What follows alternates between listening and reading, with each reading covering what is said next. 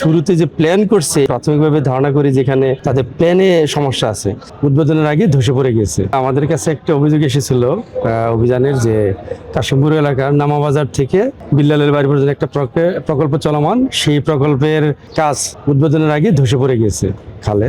আমরা আজকে অভিযোগের প্রেক্ষিতে গাজীপুর দুদক সজাগা গাজীপুর থেকে আমরা একটা টিম ওখানে সরজমিনে উপস্থিত হয়ে ওটা পরিদর্শন করেছি।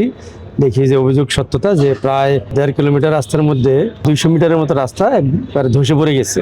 আমরা ওখানে গিয়ে সরজমিনে পরিদর্শন করে সিটি কর্পোরেশনে এসে ওই টেন্ডার সম্পর্কিত যাবতীয় কাগজপত্র আমরা চেয়েছিলাম, কিন্তু এই দপ্তর থেকে এই টেন্ডার সংক্রান্ত মূল কাগজপত্রগুলো আমাদেরকে দেখাতে পারেনি। ফটোকপি এক সেট আছে, তবে পূর্ণাঙ্গ নয়।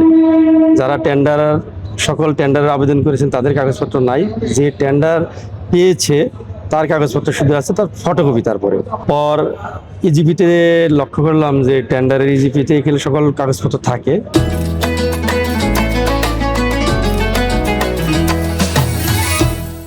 সেই কাগজপত্রগুলো এখানে তাদের সংরক্ষিত নাই, তারা দেখাতে পারেনি। তার মানে আমরা কয়েকদিন সময় দিয়েছি, 2-1 দিন তারা মূল কপি দেখাবে। মূল কপি দেখানোর পর বোঝা যাবে যে এখানে কি লেখা আছে, গ্যাপ আছে, কি কারণে এটা ধসে পড়লো এই অল্প সময়ের মধ্যে। প্রায় 14 কোটি টাকা প্রকল্পের একটা কাজ, আরেকটা হলো 11 কোটি সামথিং। এর মধ্যে আবার 2021-22 অর্থ বছরের কাজ এটা, 2026 সাল এখানে 3বার সময় বৃদ্ধি করেছে। আমাদের এটাও দেখার বিষয় যে আসলেই আবেদন করার সাথে সাথে কিভাবে কোনো অনিয়মভাবে এটা বৃদ্ধি করলো নাকি, এটা আমরা দেখব। আমার মনে হয় এখানে শুরুতে যে প্ল্যান করছে এই কাজের প্রাক্কলন ওয়ার্ক, এটা আমাদের যে প্রাথমিকভাবে ধারণা করি যেখানে তাদের প্ল্যানে সমস্যা আছে।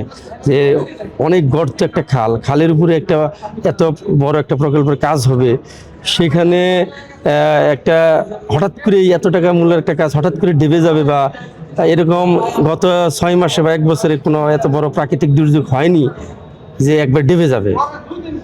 এর পুঙ্খানুপুঙ্খানু তথ্য এই কাগজপত্রের আলোকে আমরা দেখব, দেখে এই কোন জায়গায় গ্যাপ, কার এখানে ঘাটতি আছে, কার গাফিলতি আছে, কোনো টাকা আত্মসাৎ আছে কিনা, আমরা পূর্ণাঙ্গ কাগজপত্র দেখে একটা প্রতিবেদন তৈরি করব, আমাদের দুদকের কমিশন বরাবর দাখিল করব, কমিশন আইনানুগ ব্যবস্থা নেব ইনশাল্লাহ।